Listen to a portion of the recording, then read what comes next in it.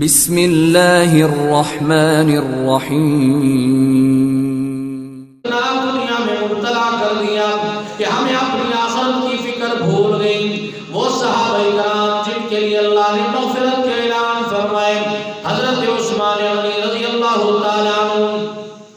اللہ کے نبی کے دوہرے داماد ہیں، لیکن حضرت عثمان غنی رضی اللہ تعالیٰ عنہ رو رو کر زار و قطار آپ کے چہرے پر نالیاں بن چکی ہیں، آپ کے چہرے پر رونے کی وجہ سے نشانیاں بن چکی ہیں۔ حضرت عثمان رضی اللہ تعالیٰ عنہ سے پوچھا گیا،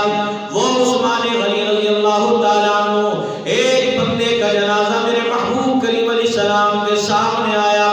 آپ نے فرمایا کون آدمی ہے، کس کا جنازہ ہے، ذرا چہرہ کھولو۔ اس بندے کا چہرہ کھولا تو اللہ کے پاک نبی نے فرمایا میں محمد اس میت کا جنازہ نہیں پڑھاتا، اس لیے کہ اس کے دل میں میرے عثمان کا بغض تھا، اور جس دل میں عثمان کا بغض ہو میں محمد اس کا جنازہ نہیں پڑھتا۔ وہ حضرت عثمان جس کے بارے میں اللہ کے نبی نے یہ فرمایا کہ عثمان تو جنتی ہے، لیکن حضرت عثمان کی حالت کیا ہے؟ حضرت عثمان غنی رضی اللہ تعالیٰ عنہ فرماتے ہیں زار و قطار ہو رہے ہیں، لوگوں نے پوچھا ہے عثمان جہنم کا تذکرہ شروع ہو جائے آپ گھبراتے نہیں ہیں، جہنم کے سانپ اور بچھو کا تذکرہ ہو جائے آپ گھبراتے نہیں ہیں، لیکن یہ کیا بات ہے جب تذکرہ شروع ہو قبر کا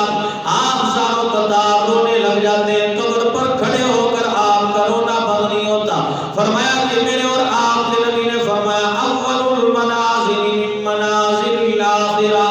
آخرت کی منزلوں میں سے پہلی منزل قبر ہے۔ اگر بندہ قبر میں کامیاب ہو گیا پھر آگے کی پرواہ نہیں ہے، اس لیے کہ اگر پہلے امتحان میں پاس نہ ہو سکا، پہلی سیڑھی کو کراس نہ کر سکا، مکان پر پہنچنا تو دور کی بات ہے، اور اگر پہلے مکان میں کراس ہو گیا، پہلے مکان کو عبور کر لیا، کائنات کے رب کی قسم ہے پھر باقی سارے معاملات آسان ہو جائیں گے۔ اس لیے میرے دوستو